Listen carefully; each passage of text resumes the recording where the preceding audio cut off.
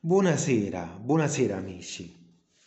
Vi presento ancora una volta e inauguro la mia nuova poesia, il mio nuovo testo poetico dal titolo Il cinema in ogni tempo. Via la poesia.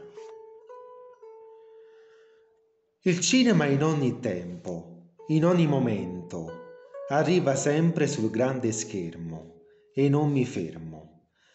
Ogni settimana una nuova programmazione in sala, grazie all'azienda cinematografica che lavora per noi, in una gioia infinita senza tempo.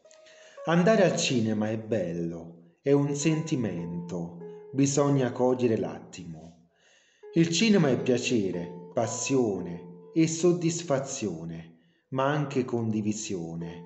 Regala sempre un'emozione, come una canzone. Fine prima parte. Il cinema in ogni tempo.